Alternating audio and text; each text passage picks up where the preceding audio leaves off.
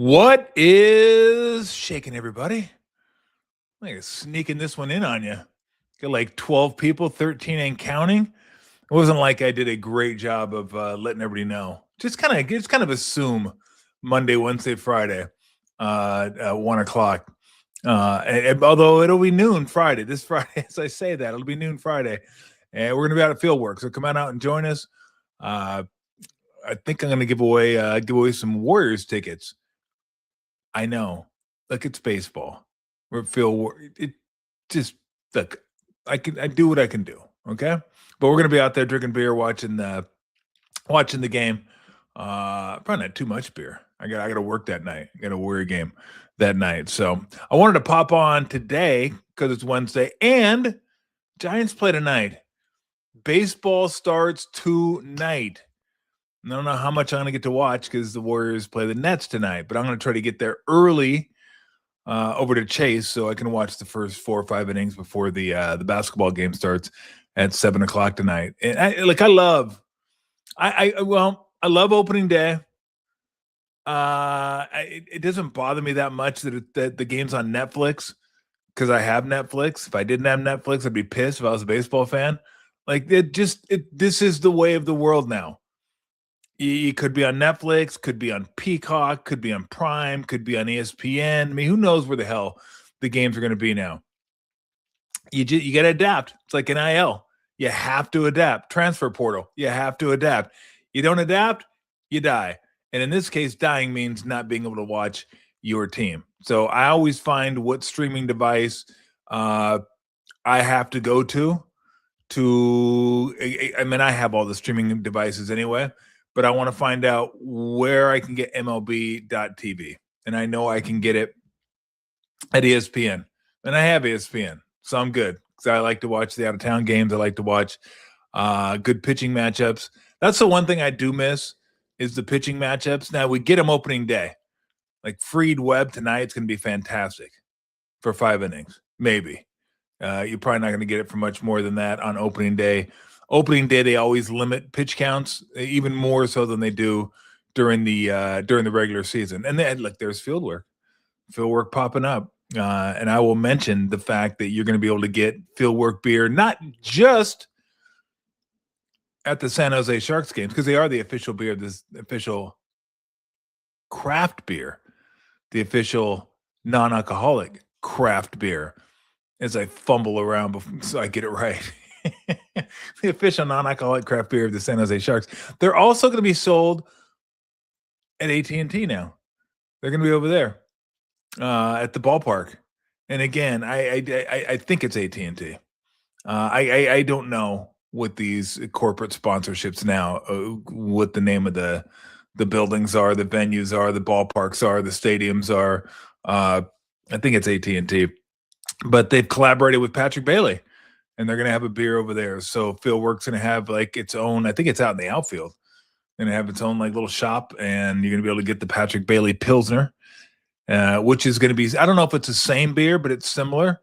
It's a Pilsner to Foley time. So they've collaborated with the Sharks.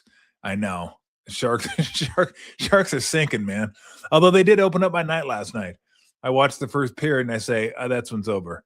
That was ugly, yes. So you'll be able to get field work at AT&T. Be able to get field work down at the Shark Tank, which is is it Oracle now? Is it still? It's Oracle. I knew it was Oracle for a while. I always forget. Wasn't it Oracle before, and then it's back to Oracle, or was that Pac Bell? I don't know. I don't know. I think it was Pac Bell way back in the day. Then maybe it was AT&T, and now it's Oracle. Again, who cares? I guess I should care. I should get it right. I should get the name of the ballpark right. But yeah, you'll be able to get your Patrick Bailey beer over there. So Patrick Bailey's collaborated with Fieldwork, and Tyler Toffoli has collaborated with Fieldwork, and obviously I've kind of collaborated with Fieldwork even before I collaborated with Fieldwork. I've been drinking Fieldwork for years and years and years and years and years. So there you go, Oracle Park. I forgot about SBC. That's right. You snuck that one in there on me. That's right. Pac Bell was a few years, and then SBC snuck that. I would have never. If you'd have said they've had 4 corporate sponsors, I would have missed SBC. Yeah, I would have glossed right over that one. So there you go. So it's Oracle now and forever, but not really. So anyway, if you're going over to Fieldwork this weekend, or if you're going over to Oracle this weekend, grab yourself a Fieldwork. It's a pretty cool can too. It's got Patrick Bailey in the squat, and I should know the name of that beer because we do have Toffoli time. This one's like a little more wordy. The Patrick Bailey Fieldwork beer. So Toffoli time just kind of rolls off the tongue. So I'm gonna have to get the name of this beer so I can get used to saying it. So when I'm talking Giants, there it is. There's Patrick Bailey. Where's the? There you go. Strike Thief, 2-time gold lager. So you got a lager, you got a pilsner. I think the Toffoli time's a pilsner, but I mean, look, pilsners are lagers. So I don't want to get too deep into all the iterations of beers, but yeah, there you go. The Patrick Bailey RBI special. Every time Patrick Bailey knocks in a run, you're gonna get half off your next draft pour at any Fieldwork location. So there you go. I'm gonna tell him they had to throw a if he throws somebody out too. That's a pretty cool T-shirt. They have a hat. The hat I was looking at. Where's the hat with the F on the front? There's a hat in there somewhere. Maybe it's not on that page, but there it is. I just saw it. You put your age. Just put like 2001, and then you can enter. I love the fact that we're doing this during the show. We're just cruising around like, here you go. That's a pretty cool hat. I like that hat. I don't know what the back of it looks like, but I like the hat. That's cool. I might have to get one of those. I have to have Barry check me one of those. Yeah. Yeah, I mean, if you want to get a jersey, you want to get a T-shirt, but definitely grab a beer. And I'll be mentioning that every time Patrick Bailey gets an RBI. Get an RBI, get 50% off your beverage. So there you go. All right, let's get to the game tonight. I can't believe I'm saying that. Like, baseball's here, and it's a very weird schedule for the Giants. Wednesday, Friday, Saturday. So you're off Thursday, and then off Sunday. The first weekend of the year, you do not have a Sunday game. Okay. All right. I could roll with it, I guess. No Sunday game. It's weird not to have a Sunday game, period. When you get a Sunday off during the season, it just seems odd. Everybody plays on Sundays. So the Giants will not play on Sunday. They will not play on Thursday, Wednesday, Friday, and Saturday. So I thought, where do I think the Giants end up this year? 85 sounds about right to me. Like right around there. Now things could get better. Things could go sideways as you look at the lineup. Like that's a good lineup. You can go to battle with that lineup any day, right? You can go with that lineup. If Arise isn't a total wreck at second base, he's going to hit. Chapman, you know what you're going to get from Chapman. Great defense. OPS probably around 780. Devers is the guy that was good, okay to good last year with the Giants. I want to see the Devers that was in Boston, like the 880, 900 OPS guy, the guy that's just a monster in the middle of the order. If you get what you got from Adames last year, you're good. They need a little bit more from Jung-Hoo Lee. Elliot Ramos, fine. Just as long as the defense got to pick up. Casey Schmidt's been a guy who's been a little bit. I guess he is what he is. I mean, you know, everybody thought he was going to take over at third base, and then they signed Chapman, and then he was at second, and so you know, he is what he is, right? It's interesting that he plays first because he's a really good defender, right? A really good defensive player, and you're putting one of your best defensive players at first. Couldn't they have Arise play first and like Chapman play second? Anyway, or Schmidt play second? Anyway, Bailey, one of the best behind the dish, and Bader. And if Bader stays healthy, that outfield defense is going to be much, much better.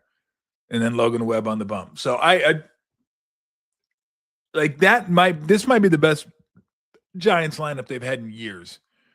Like this is a lineup that can score runs. And maybe, who knows, maybe at some point during the season, Bryce Eldridge forces their hand and he comes up and he's the DH and Devers is the first baseman. I mean, can you imagine if Eldridge is this year what they think he's going to be? Stick him in there right behind Adames, or hell, right behind Ramos if you want to. I mean, to have a guy that potentially has 30 home run power in the lineup, another one of those guys, because they have guys. Matt Chapman's a 20 home run guy. Devers a 30 home run guy. Adames a 30 home run guy. Ramos is probably a 25. Like they have power through this order now. This is not, to me anyway, this is not their issue. Like the offense shouldn't be their issue this year. Is it going to be a great offense? No. Like, is it going to be not going to be the Dodgers? Dodgers are the best offense in the game. Is it going to be the Yankees? No, it's not going to be the Yankees. Is it going to be the Red Sox? No, it's not going to be the Red Sox. No.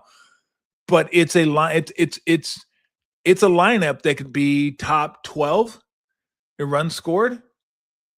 Like they can hit, and because you got a monster in the middle, if he can be that monster, then everybody else can just kind of be what they are. And this is a lineup you're not going to platoon. How many platoon guys do you see in this lineup? Maybe Schmidt. That's it. Like, thank God we got away from that. Like, that's the one thing. I mean, and again, I always feel like I have to say this. When Farhan was here, I wasn't as down on Farhan as everybody else was. But the two things I didn't like, the constant upgrading around the edges when it would have been nice to upgrade the middle, the beef, and the platooning. The platooning drove me. I was just you just drive you nuts. You get to the 8th inning, they switch pitchers, and you have 4 different batters coming up. It was like a conga line. Everybody go to the bat rack. You're out. You're out. You're out. You're out. All the lefties come up here. That's not this lineup. This lineup plays righty, lefty, doesn't matter. They're playing. This is your lineup. There are going to be a few tweaks here and there, of course, but this is basically your lineup if you're a Giant fan. So the pitching, I mean, Webb, you expect 200 innings. And if I looked last year, I would say his ERA last year was probably the worst it's been, if memory serves, in the last like 3 years or so.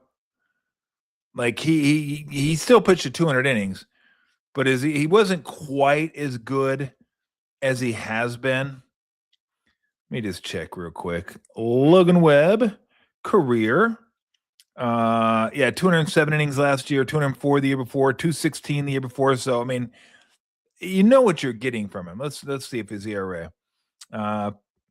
Actually, like a man with orthopedic shoes, I stand corrected. It was right where it always is, in the 3.2 area, 3.22. Year before 3.47, the year before 3.25, then 2.9, then 3. So, you know what? It's almost like clockwork with Logan Webb, right? And it's who he is. 200 innings, ERA of about 3.2 to 3.4, and you're good. Robbie Ray, if he can get back to, being that 180, 190 inning guy, similar ERA, a strikeout guy, like you'll go to battle with those two. You'll go to battle with that top two. Here's where I wonder if it holds up for him.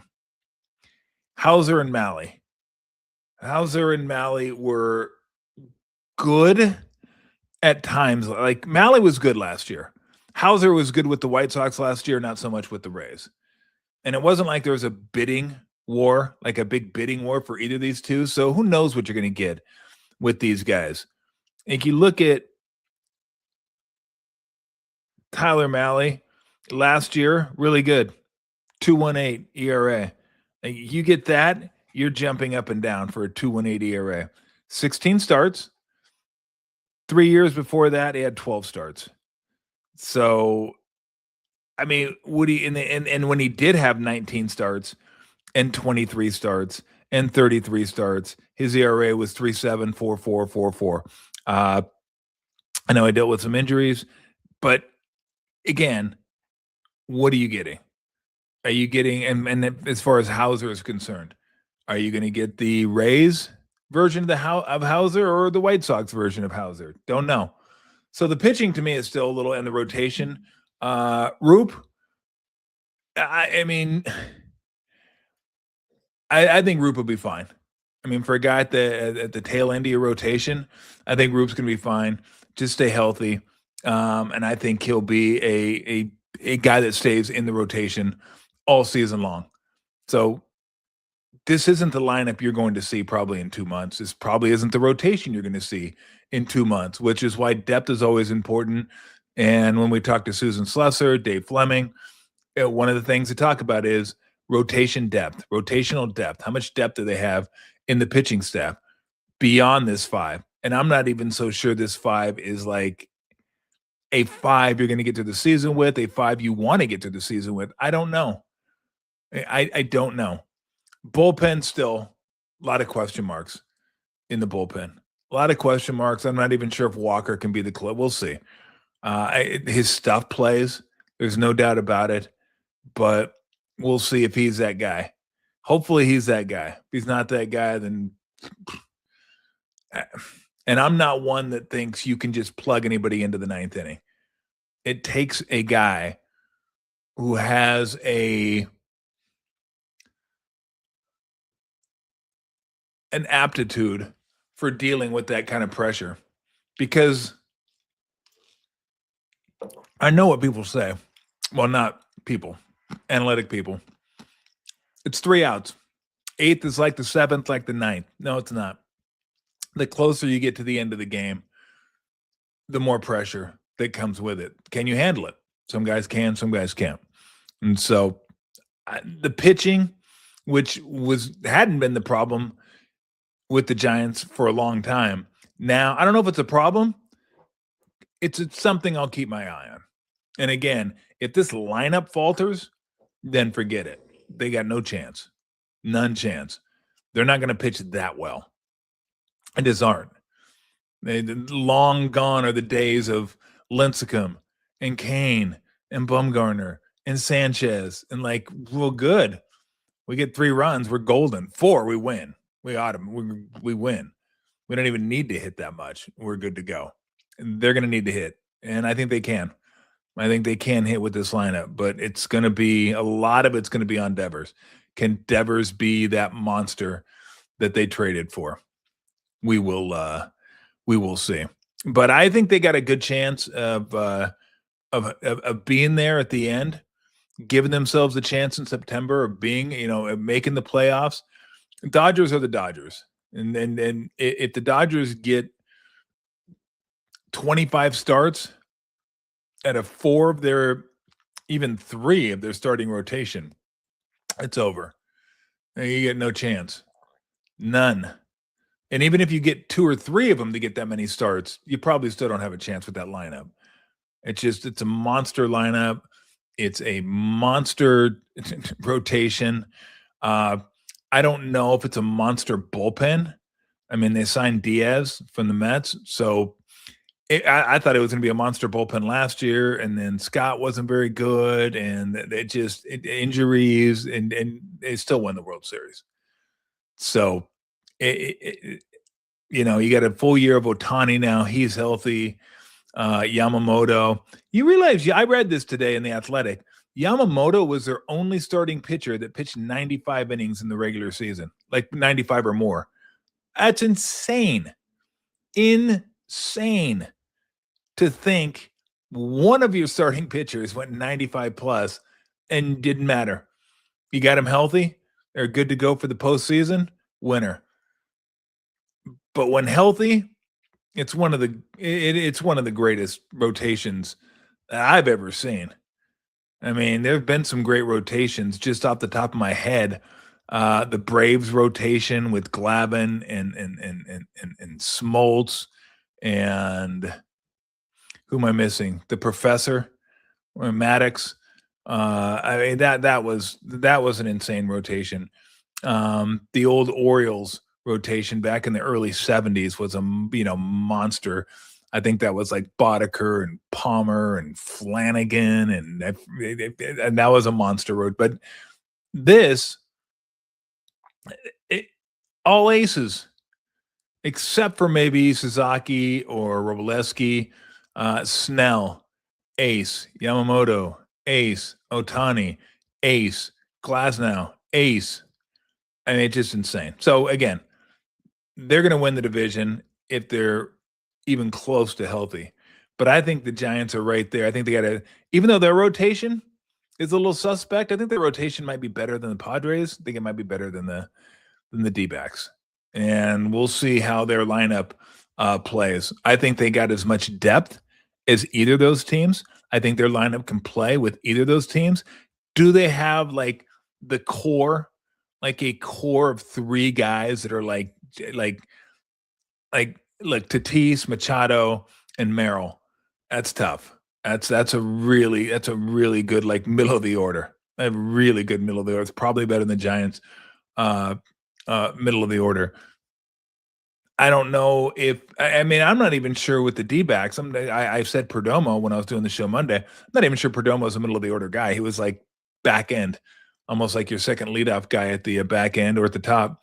But they have Corbin Carroll, who's really good. Marte is really good. Like they got a good lineup.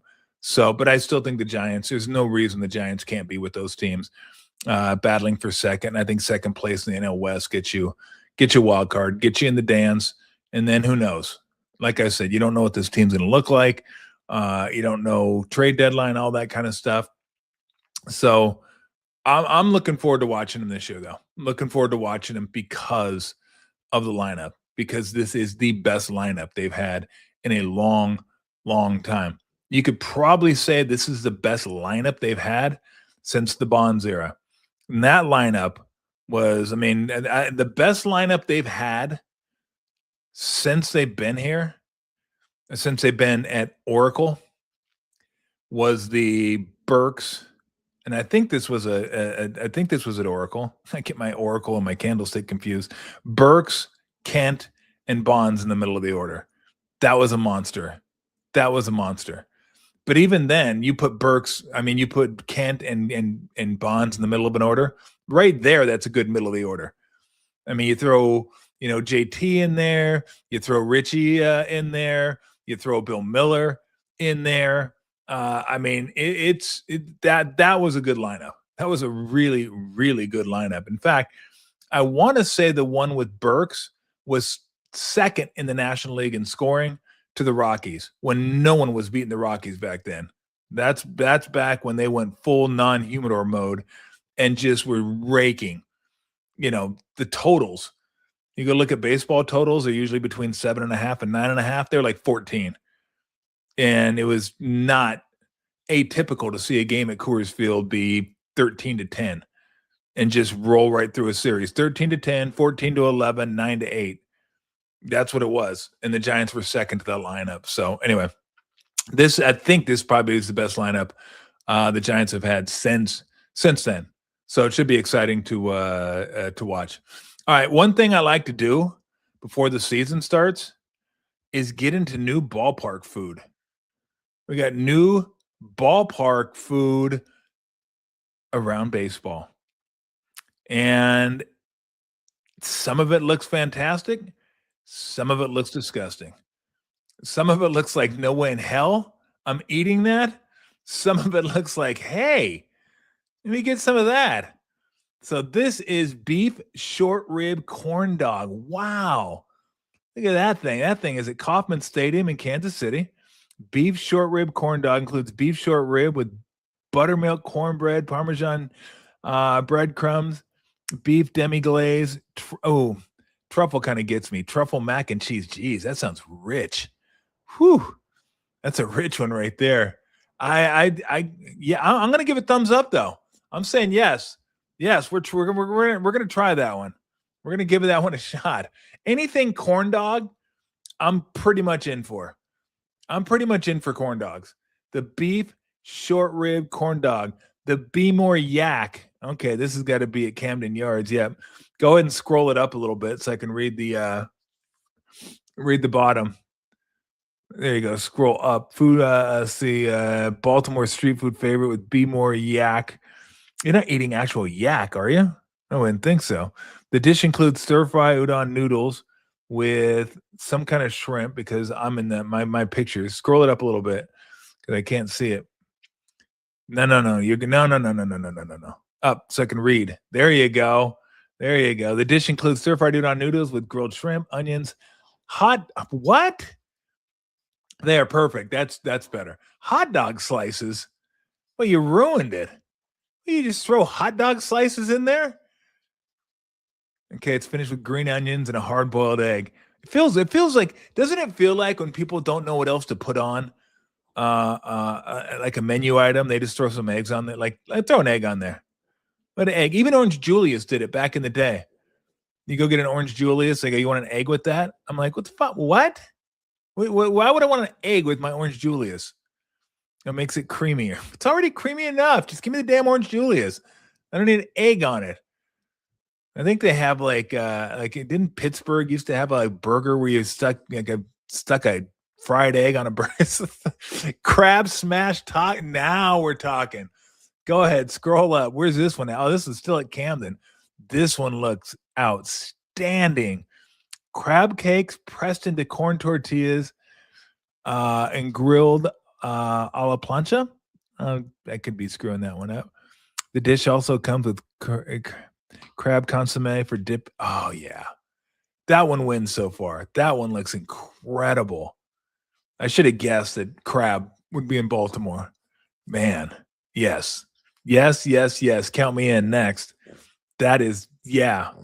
Might just fly to Camden just for that. I know, huh, Lou? Okay, we're going to go to Citi Field, New York. Apple pie liege waffles. The dish, this is okay. I guess our Aramark does a lot of this stuff, and I'm sure we'll get to the 999 challenge at some point. The Aramark does that. Includes liege waffles. Am I pronouncing that correct? Liege waffles. I don't know what a liege waffle. I have to look that up. What a liege waffle is. Fried in funnel cake batter, topped with apple pie compote. Is that like Truman compote? Caramel sauce and powdered sugar. Yeah, I mean that. Look, it's so sweet. It's going to be good. It may be too sweet. There may be too much sweetness on that thing. But when you just like top sugar with sugar and then more sugar and then say, hey, are we out of sugar? Do we have any sugar? If we have more sugar, give it to me. I'm going to put it on here. Then yeah, it's probably going to be pretty good. I don't know if I could eat all of that. That just might be too much sweet. Too much Walter Payton. Too much sweetness for me. All right, what do we got? We got let's go to Washington for the Washington Monument. Let's see. Let's start with the chicken tower. The chicken tower. Okay, the sandwich includes grilled chicken. Good. Smoked bacon. Now you're talking. Mixed greens. Okay. You got a little roughage in there. Feel good about yourself. Creamy chipotle ranch. Gruyere cheese and a soft pretzel bun. All right. Yeah, I'm in for that. I'm in for that. I like that they throw in the roughage. You just feel like, okay, I could use a little roughage, little green. Oh, you got it? Boom, we're good. Let's move on. I like that one. I like that one a lot. If I was there, I would absolutely get that. Now, I mean, you want to talk about sweet. I saw this thing. They're like, oh shit, how much can we stick in this thing? And this is to be shared. Although, there's going to be gluttons out there. They're like, yo, man, get your own. This is mine. This is a take me out to the ball game shake. This is in Arizona. So, I mean, this one's sweet. Salted caramel shake includes whipped cream, peanut butter sandwich cookies, Kit Kat bars, and Cracker Jacks. So, I mean, fucking look at that. I mean, do you need the Cracker Jacks? Not really, but Cracker Jacks says ball game. Like old school, you think hot dogs, you think peanuts, you think Cracker Jacks. One of my buddies that goes to a game, my buddy Steve, every time peanuts in the shell. Just that's his thing.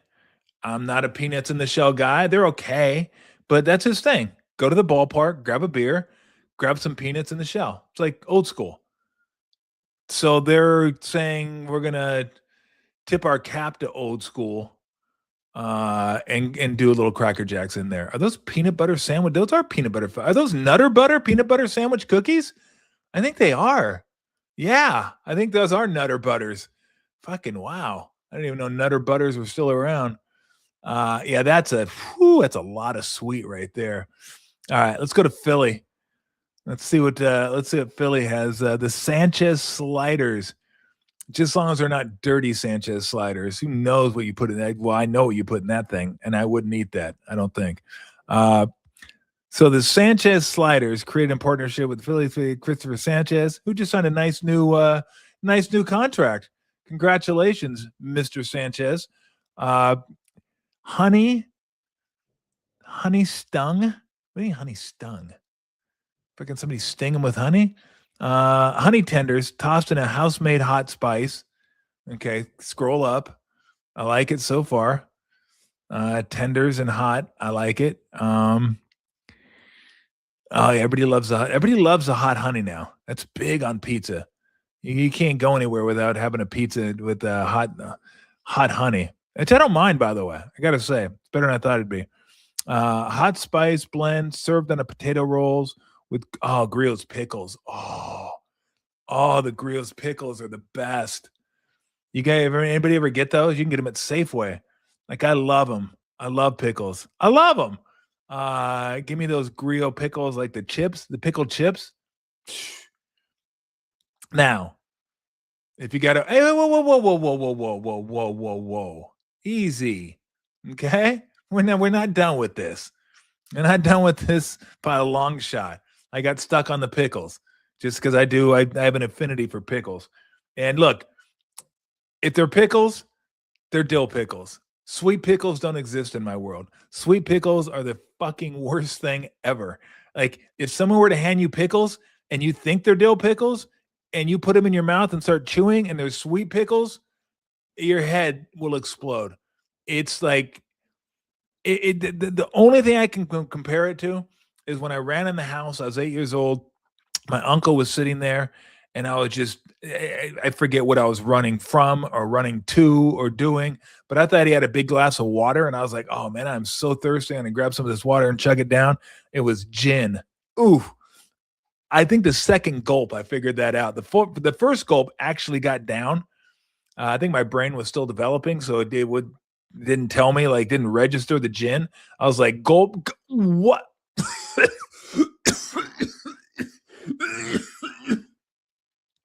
What is that? Like, I didn't really know what alcohol was back then. I was 8, and I was like, what? And of course, he was laughing. He thought it was funny. But yeah, this is the same. I will do that now. If you give me a sweet pickle and I think it's a dill pickle, I am not going to be happy. Not going to be happy at all. Dill pickles are ass. Say it with me. Dill pickles are ass. So grill pickles, those better be dill, not sweet. Garlic aioli, down with that. Mike's Hot Honey, yes. I don't really care where the proceeds go. That's fucking great. Healthcare, blah, blah, blah, blah, blah. Sanchez's hometown. Oh, that's all like touching and everything. Just give me a good sandwich. All right. And I'll donate. Give me a bucket and I'll throw a couple bucks in it there and you can send that to your hometown.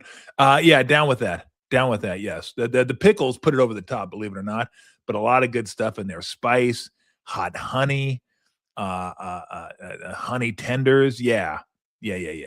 All good stuff. But you throw pickles in there, boom, we're good to go. Especially dill, our only dill. All right, what do we got? Oh, Jesus Christ. That thing is fucking, what is that, a barracuda? It's like somebody pulled that in, went fishing in the ocean and fucking pulled that thing. Look at that. Look at that thing. Are you shitting me? Wow. It does. The fucking barracuda. All right, let's see what it is. Oh, of course it's like fucking marlins. Yeah, that's what it is. It's supposed to look like a marlin. Forget the barracuda or barracuda. It's called a machete. Does machete text? I don't think machete text. Machete don't text. What kind of name is that for a sandwich? Machete. You're naming it after a weapon. Okay. It's a 2-foot flour tortilla. Jeez. Grilled on a flat top filled with melted mozzarella. Is it Osaka? Oaxaca? I always screw this up. Cheese. I know it's I think it's a Mexican cheese. Okay, so we're starting off with 2 cheeses. Doesn't matter if I can pronounce them or not. That's good. Carne asada, smoked guajillo pepper sauce, salsa. Are you kidding me? Of course. Of course. And you get a custom carrying case? what sandwich comes with a carrying case? I guess the same carrying case you carry your machete in. There it is. Look, the carrying case is right the hat's leaning on the carrying case. Holy cow. That's pretty badass. I gotta say, that is badass. A carrying case for your sandwich. That's how big it is. Oh yeah. Yeah. Your machete sandwich. All right, next. That's top of the line right there. Okay, we're gonna stay. Okay, we're staying in. Well, is that a? Let's go back. Go back. I want to see what the drink is. We got anything cool with the drink here? Is it anything special? 21 and up. Mixed fresh lime juice, guava syrup, then top with ginger. Yeah, ginger beer, I'm in, but nah. Okay, moving on. I'm not a mix. I don't drink that many mixed drinks. That just looks like a sandwich. The turkey in the slaw. The turkey in the slaw. Okay. It's Chicago. Roasted turkey, crispy bacon, cheddar, crunchy coleslaw, on challah bread. Move on. That just looks like a deli sandwich. That doesn't look like it's special. Let's see what the Dodgers have for us. Probably something. Like Dodgers, got to have something Asian, right? If I can just do. Let's see what this is. See what the Dodgers have. No, this is no. What the fuck? Cochita, slow roasted pork dish from Mexico. That's not Asian. That's Mexican. Yucatan Peninsula is paired with roasted bone marrow. So it's cochinita, bone marrow tacos. Each taco is topped with pickled. Interesting. I don't know. Yeah, I do kind of dig the blue tortilla shell though. That's kind of a nice touch. I gotta say. You can say what you want about the Dodgers, but that ain't bad. Like let's make the tortilla different. Let's make it blue. What are we gonna do with all that World Series money we have? I don't know. Let's make our tortillas blue. Fantastic. Okay. The Boomin' Onion. It just looks like something you get at Outback. The bloomin' onion. They just like a Boomin' Onion features. Okay. Just the sauce even looks like Outback sauce. The Boomin' Onion features fried onion topped with boom boom sauce, ranch dressing, special version of the dish available during the season. Hot Boomin' Onion, popcorn chicken, hot honey. Yeah. Moving on. They come on, Houston, give an effort. That's not effort. That's like somebody saw a Bloomin' Onion commercial and said, hey, we could do that. That'll be easy. I know we've lost a lot of our guys recently, but listen to the Boomin' Onion. We'll get into sweet pretzel bites. Okay, let's see what makes this different. It looks like you get a beer in the middle. That ain't bad. Not a bad start. Pretzel and beer. That's a standard when you go to a ball game. Get a pretzel, get a beer, you're good to go. All right, scroll down. Let's see if there's anything makes this special. Pretzel bites, that's it in cinnamon sugar. Nah, we don't want. Nah, come on. Let's make it inside a baseball glove. Nah, I wanted savory. I don't want a sweet. Oh, another freaking sweet ass shake. Courtesy of Tampa. What's this thing got going on? Just phew. My God. What's your blood sugar going to be after you suck this thing down? I appreciate they went back to the Double Rays logo too. I like that. Another sweet offering, Oreo brownie milkshake comes with Oreo rimmed. He said rimmed. Cup is topped with mini ice cream cone and moving on. That's just like again. That's the Arizona one. Just how much sweet shit could we throw into a cup and somebody will eat it? At least the other one thought about, hey, let's throw some ballpark stuff in here. Let's throw some Cracker Jacks in here. This one just said, what do we have? Brownie stuff? Let's throw brownie stuff in there. Okay, that is the Dubai cinnamon roll. All right, let's see what makes the Dubai cinnamon roll. Dubai chocolate, of course. I don't eat chocolate that much, so. That's in Denver. I wouldn't have thought that was in Denver. The Dubai cinnamon roll includes a cinnamon roll topped with chocolate, vanilla ice cream, pistachios, caramel puff cereal. Nah. Nah. That's the last place I would have thought you'd get Dubai, like a Dubai chocolate in Coors. Lobster. That's got to be Boston, doesn't it? The way that you say it, lobster poutine. The lobster poutine. Yep, there it is, Fenway.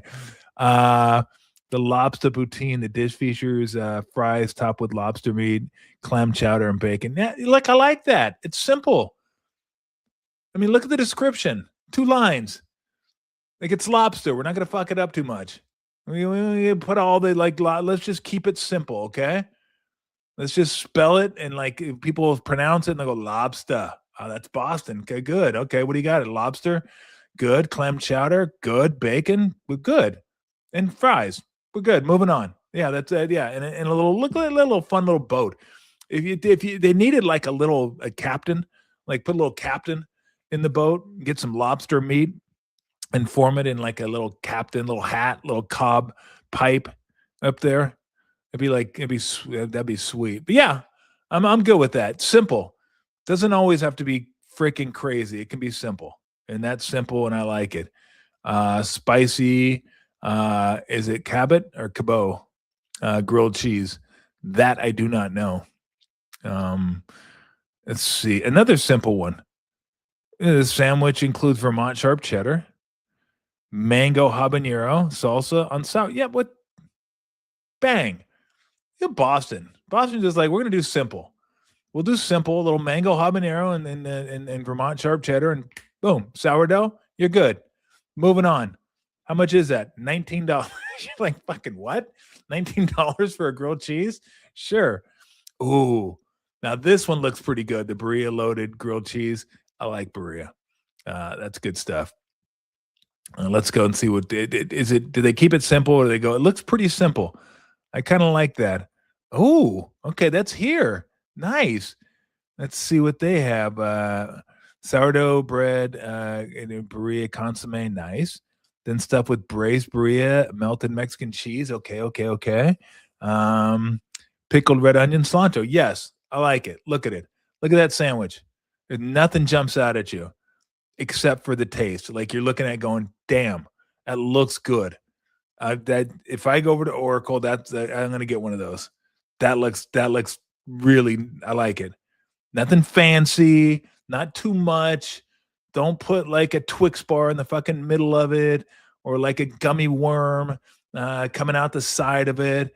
You don't even really have to give it a fancy name. Just Berea loaded grilled cheese. Boom, you're moving on. All right, what else do we have? I like that one. That's gonna be that will be my top 5. The Coop puppy. Okay, the Coop puppy. Where's the Coop puppy at? Pittsburgh? Okay. Sweet tea. I just had some sweet tea about a week ago. Boy, I'll tell you something. I really like sweet tea. 8 ounces every 15 years is fine. As soon as you drink the sweet tea, you realize why you don't drink a lot of sweet tea. Whew, it's sweet. My grandma used to make it back in Alabama. Put the tea, the sugar, and sit it out in the sun. That was real sweet tea. And I loved it because when you're 10, you can't get enough sugar. I can get enough sugar now. And I got a gallon of this stuff from Cane's. And Canes, can you make your chicken tenders a little bigger? I mean, please. What are those things? Anyway, sweet tea brine chicken. The dish also includes ketchup, braised onions, ranch, shredded lettuce. Okay, simple.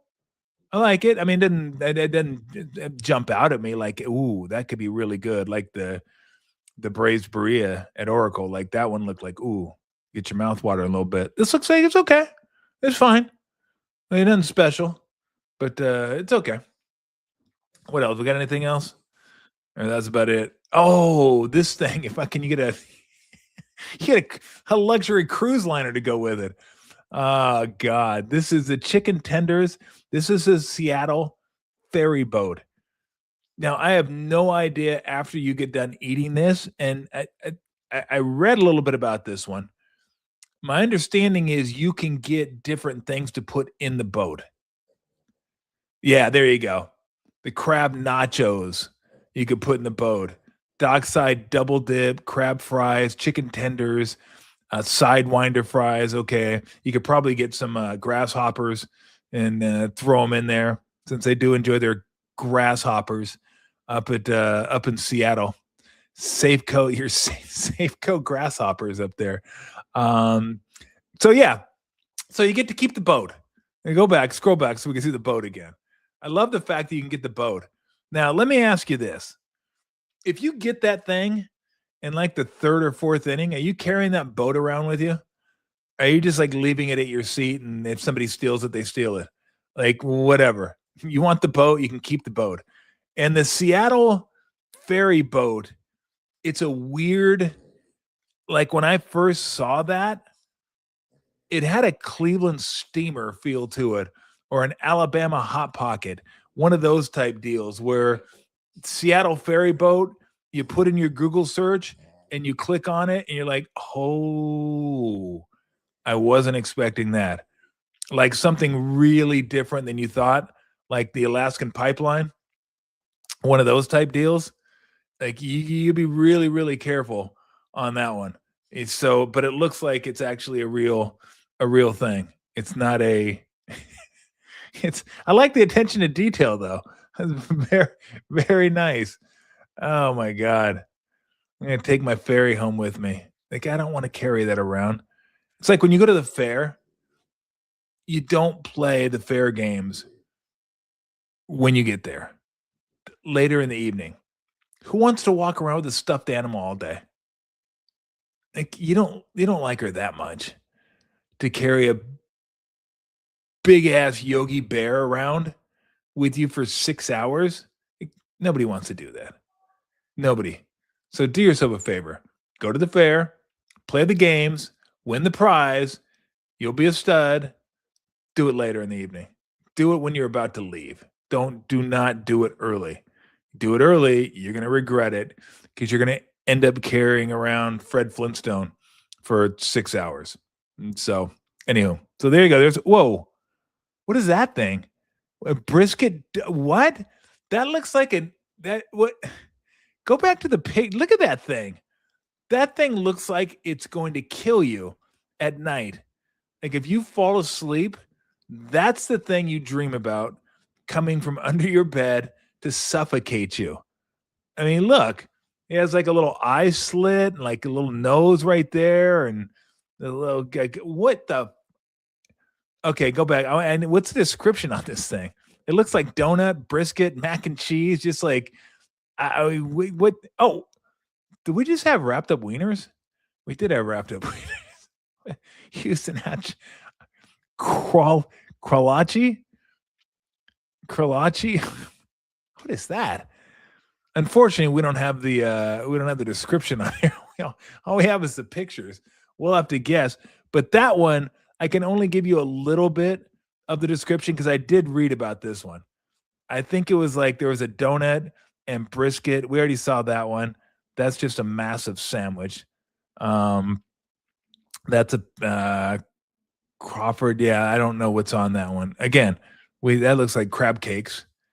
Oh, pizza donuts? Pizza. Oh, Jesus. Wow. Those are actual donuts with pizza top. Like I don't know how you guys are. I'm not into the sweet and the sour. I'm in the sweet and the savory. Give me one. Give me the other.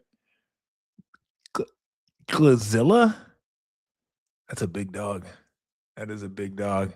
Be great if we had the descriptions for those things. Taco. Okay. All right. Let's put an end to that. People can go and look at this if they want to.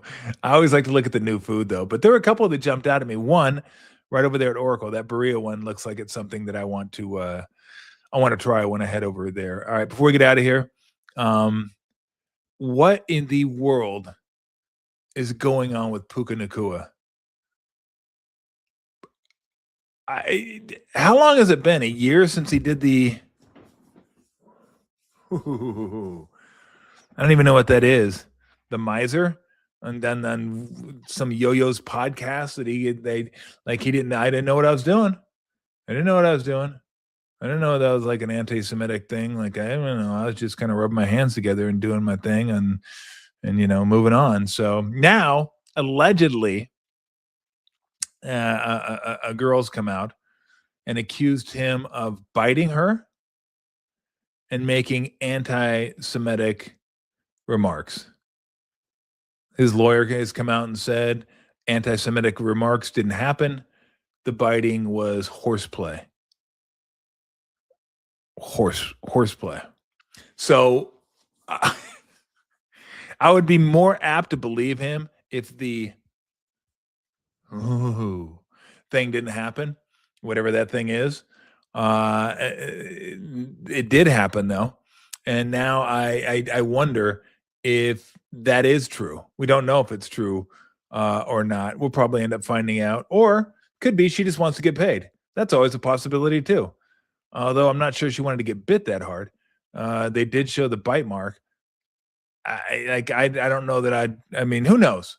Who knows? There's a bite mark. Like I don't that's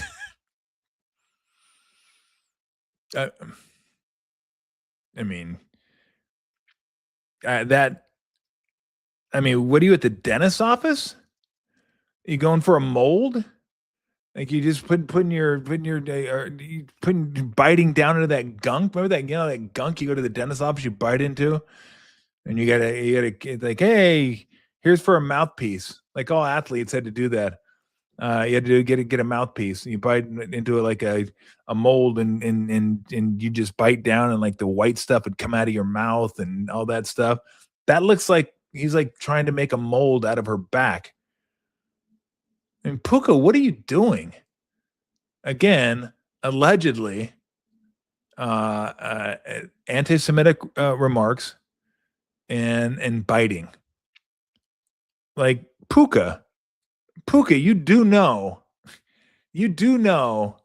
the term is Jew baiter, not Jew biter, right?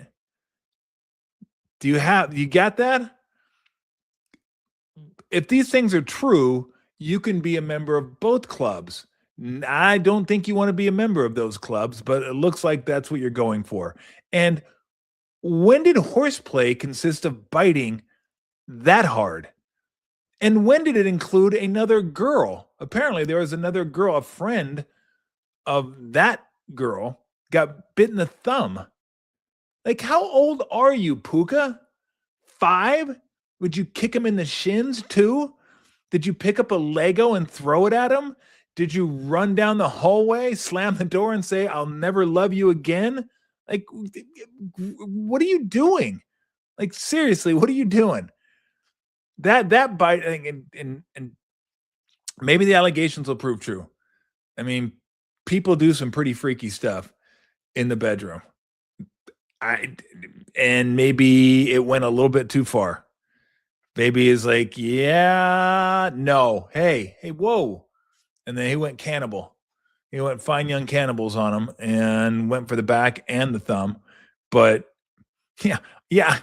I don't think it's going to be hard to match the dental records. It's going to be, was it consensual? Was it not consensual? Like, I don't want to get into the whole Trevor Bauer thing because that seemed a little more heinous, well, maybe a lot more heinous than this. But who knows? Like she could have set him up She could have said, "Let's do this," knowing that he would play along with it, and it happens. Trust me. So I don't want to sit here and say, "Oh, it's all his fault," because I don't know. But again, the podcast thing was the first thing I was like, God, what he seems like, I don't know. So we'll see. We'll see what happens. My guess will be she'll end up getting paid off and that'll be the end of it. Maybe that's what she wanted. Maybe not. I don't know what happened, but that's a pretty severe bite mark. Could we see the bite mark on the thumb too? Like, how is that? Yeah, well, I mean, apparently, yeah, I guess. Yeah. I guess you probably find that stuff on you go to like Pornhub or something and find thumb biting. And maybe it's a thing. I'm not sure. I don't know. It just seems weird. It just seems like what are you doing? What? That's what it seems like. So fucking I don't know. I didn't say I did the anti-Semitic things never happened, and that was horseplay. Again, that looked that looked like it was more than horseplay. But who knows? Again, there's some people out there that are pretty freaky and like to get into that stuff. I kind of like the normal stuff's fine. Right? I don't need anybody slapping me around. I don't need any Alabama hot pockets. I don't need any Seattle ferries or whatever. I don't just the normal, just the normal place. Thank you. Just give me a meal deal, right? Just the burger, the Coke, and the fries. I don't need any extra. I don't need any habanero jelly on it. I don't need a crawdad on my burger. I don't need a Kit Kat coming out of my soda. Just cheeseburger. Let's go beer because I don't drink soda and fries. I'm good. I'm good. Just nothing freaky, just normal stuff, and I'm good. So, all right, we're gonna get on out of here. God dang, it's amazing. I said, hey, let's do a short show. We'll go for like half an hour. It's an hour. Do you guys got any comments? You want to talk about Giants? We can do that. You got any questions on the Giants? Any of the food that looked good to you? Who's going to call the pitches? You mean call the automatic ball strike? I'm guessing that's what you're asking because Bailey runs the staff. Like Bailey's going to call the pitches. I'm going to imagine Bailey's going to do the automatic ball strike too. That's at least what Dave seemed to suggest, and I would suggest that's probably a pretty good plan. When you have that guy behind home plate, you probably should use that guy. It's going to be interesting to see how teams use it. It's similar to basketball. Like I'm not a fan of when coaches use the challenge and don't get much out of it early in the game unless you know you're 100% right. If you know you're 100% right, then go ahead and use it. If you don't know you're 100%, like even if you think you're 95% right, don't use it. If it's going out of bounds and all you're going to do is get a jump ball out of it, because you might not even win the jump ball. You could win the challenge and still not get possession. That makes no sense to me.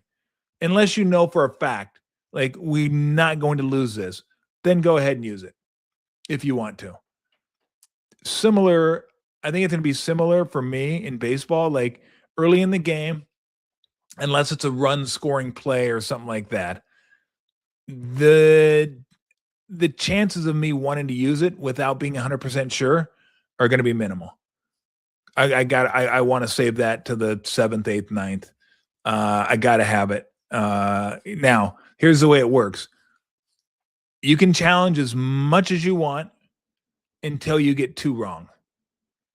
As soon as you get 2 wrong, then it's over and you're done. So you can kind of play with one of them early on if you want to. And if you miss it, okay, then you got to be careful because I got to have it for a high leverage situation. And guess what? That situation may never come. It may not.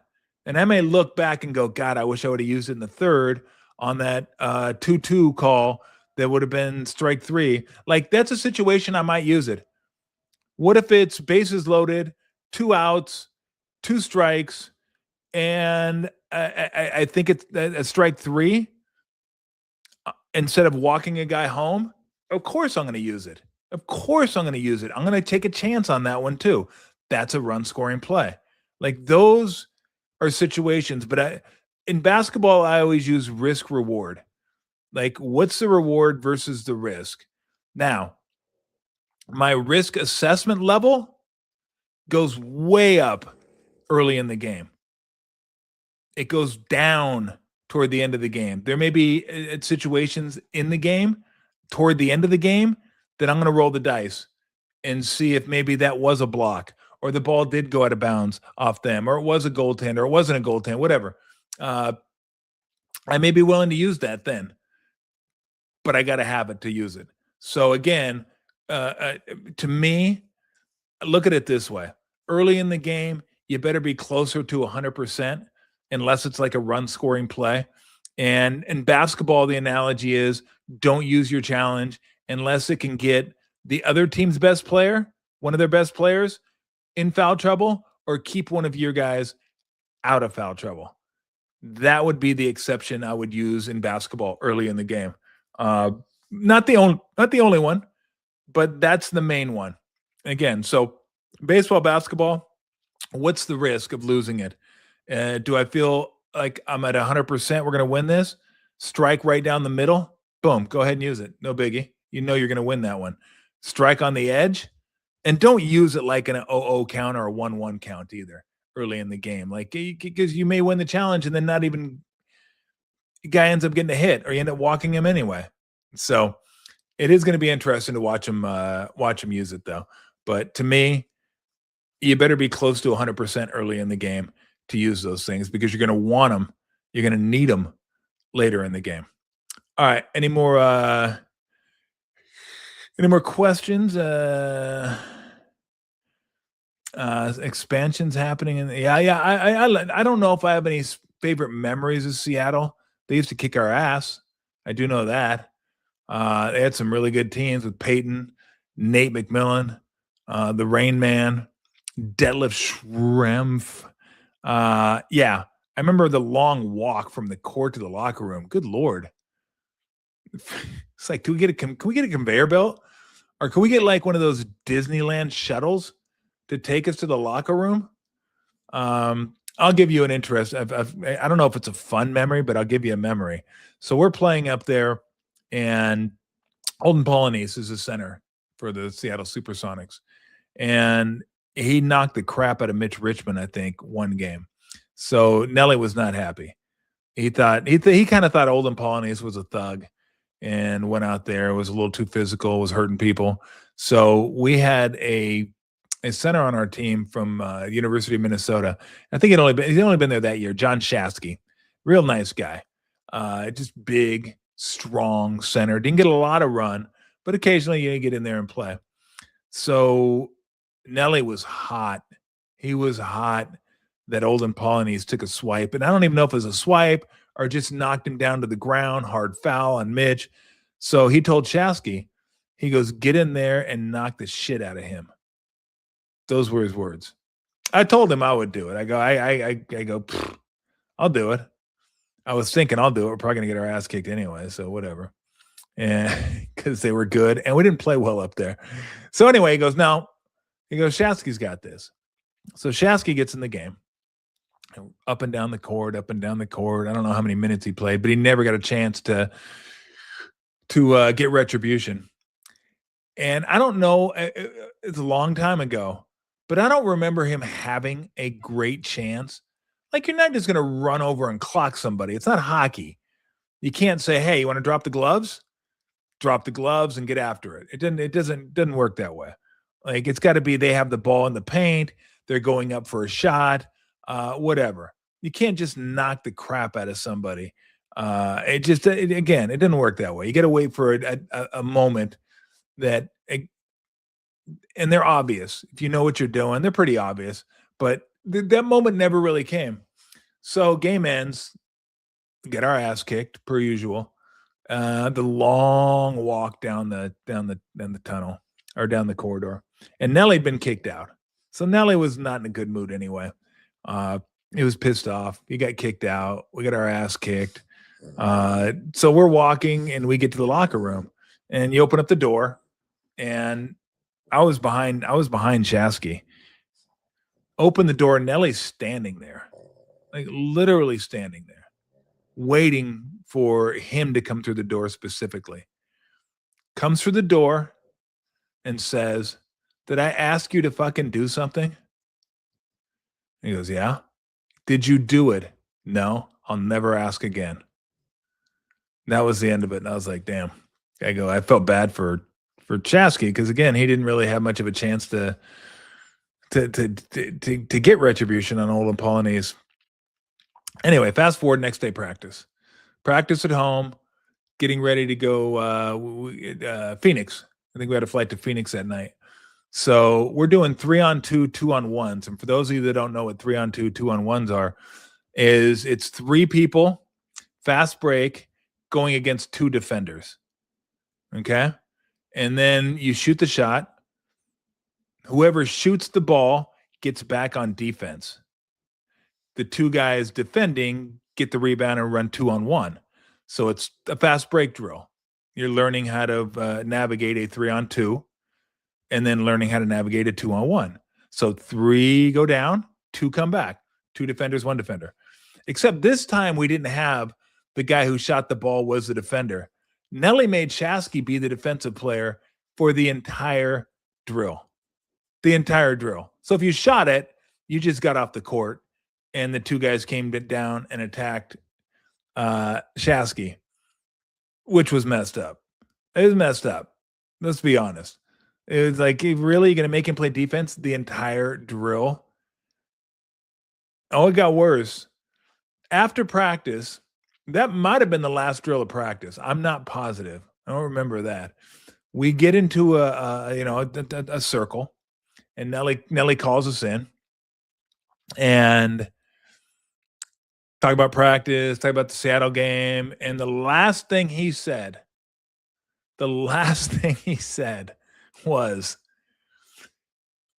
tomorrow, plane to Phoenix at 4:30. Make sure you're there at 3:30. Go say goodbye to John Shasky. I just cut his ass. And I'm looking at him, and then I look over at the bench, and Shasky's sitting there. I didn't even realize he wasn't in the huddle.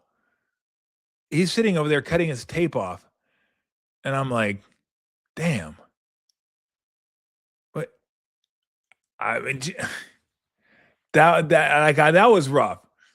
And look, I love Nelly. You know, my favorite coach, him and Ludolfs are my 2 favorite coaches to play for, but he was ruthless with an F. He was, I mean, I had some stuff he said to me but that was rough. That was rough. Like, Nelly didn't care. So to be in there like 3:30, okay, oh yeah, go say goodbye. And then you look over, I didn't even realize he was there. He's over there cutting his tape off. Like, after having played defense the whole drill, which sucked. Like, let me get this guy to play defense the whole that night. I don't want to cut him before. I want to make him do this and then cut him. Yeah, that was rough. That was rough. You probably don't get that. You probably don't get that in hoops anymore.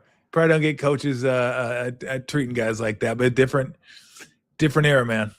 Different era. All right, if you want to do a couple more, and we'll get on out of here. That wasn't really a great supersonic memory or Seattle memory, but that's the one I thought of. Like I said, I didn't have a lot of great memories from getting our asses kicked in Seattle. Those are some really good teams. Field work at Oracle. Yep. There's field work inside Oracle, and we're going to be at field work outside Oracle, 12 o'clock Friday. Might have some special guests too that are just kind of coming by to say hi. So yeah, I'm looking forward to it. It'll be a fun day. Fun day of baseball, do a pod, and then on to Chase for a basketball game, which I'm leaving for probably in about 45 minutes here because I don't want to fight the traffic over at Oracle on my way to Chase. And so anyway, how was it coaching in Europe compared to the NBA? It wasn't as good. But I mean, you get good coaching anywhere. You got it everywhere, so it's fine. But let me show you guys this. But it's fine. Let me show you guys this. You guys will get a kick out of this. This is on Twitter today. Somebody sent me this. So apparently, you guys will recognize this guy, right? Patty Mills. He plays for a team called Caja Canary in Tenerife. And apparently they showed this picture because they went through the players that have played for Caja Canary and listed the highest scoring debuts. And I think Patty Mills was 5th. He had like a 25-point debut game there for Caja Canary. I think it's Caja Canary. So they listed like who were the highest scoring debuts for Caja Canary. Oh, you're gonna love this one. This guy right here had the highest scoring debut for that squad. There you go. Check out the do. How sweet is that do? That is nice. 39 points. Apparently, still the record holder for the debut in Tenerife for Caja Canary. So there you go. Yeah, that's what I'm talking about.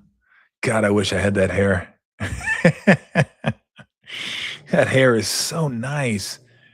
I mean, look at that. Has some length. That may have been the last time I had no facial hair. Was it a perm? No, it wasn't a fucking perm. Like, get that guy off the thread.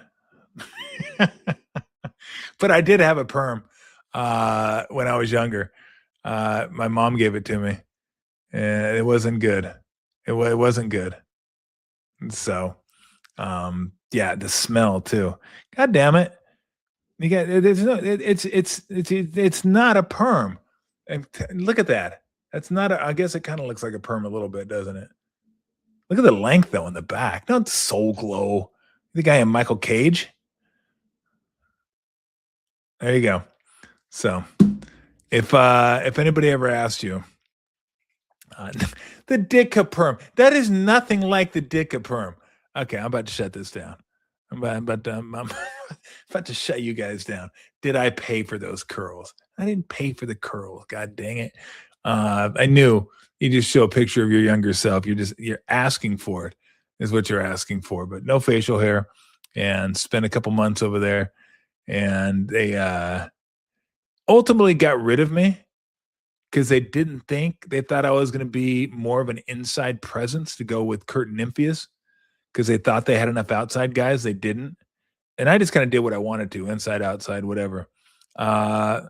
They actually made up stories, planted them in the paper so people would turn against you. So it'd be easier to get rid of you. It was incredible. They said that I instead of going to practice, I would hang out at the nude beaches all the time. Literally a story over there. And they figure you can't read it, right? You can't read it. And I was like, hey, you're right. I couldn't read it, but our trainer could. He spoke Spanish and he said, look at this story. Look at this. They're saying about you. And I was like, well, that's not true. I mean, if it was, it would have been fine. Go down to the although you can't go. Like, the one thing you think the topless beach is sweet, it is, but you can't be that creepy guy. You can't be the creepy guy just like in the water, popping up every once in a while, going.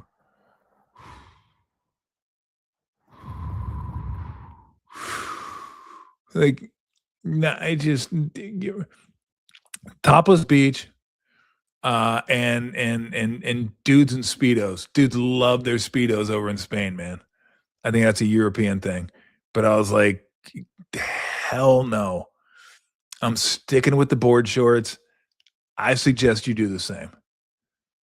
You don't have to. You can go Speedos if you want to, but there are far too many Speedos. Far too many Speedos on the beach. And again, if you go to a topless beach, you're not walking into the Playboy Mansion. Like your mind is telling you this is going to be incredible. This is going to be, and then you're like, and not as incredible as I thought it was going to be at all. Like not close. Almost to the point you're like, can I get you a towel? Can I get you something? So, but I didn't do that. But we did go jogging on the nude beach. I think they're all nude beaches. And that'd be one of our workouts. We'd go to the beach and go jogging up and down. So I don't know. I don't know. I wish I could have been back in Spain though when I would have appreciated it. I was young. I just wanted to get back to the NBA and play over here and do that kind of stuff. So there you go. All right. We are going to get out of here. I'm looking forward to the show on Friday too. Hopefully you guys will stop on by. Hopefully a good percentage of you guys, if you happen to be in the area, we're going to be there noon to 1, and then we're going to just watch the game. So if you want to come on by, you want to say hi, just hang out. Probably going to have some Warrior tickets to give away. If anybody, hopefully, and let me say this too. I was going to say, hopefully they're going to get some guys back. I feel so bad for Moses Moody. I can't believe it. This is the Warriors season right now.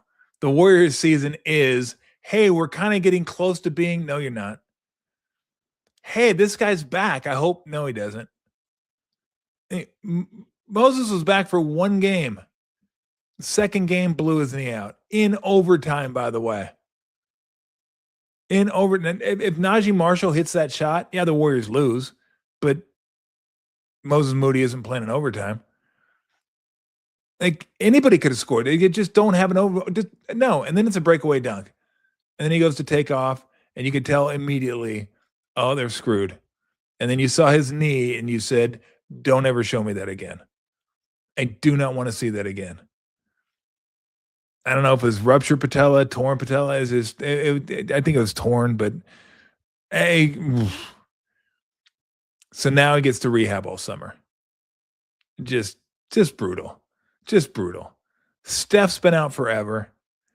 Porzingis finally playing a little bit, which is nice. Butler ACL. I told Steve, I said, you just forfeit the rest of the games before somebody dies. I feel like I have to watch the games like this. Because it's just that's the way it's been. It's just so it's rough. So all right, everybody have a great day. Hopefully you can make it out. If you do, make sure you come up and say hi. Come up and say hi. I'd love to put a face to the name. And I appreciate you guys joining the show all the time. So Friday we'll be out there. There you go, at noon. So we're going to be out there for an hour. Talk a little Giants baseball. We'll have 2 days of baseball to talk about. And we'll have we find stuff to talk about. We definitely do that. So I will see you out there Friday at noon. Everybody have a great day. See you. And remember this, Tommy T. Cash and tickets is what it's all about.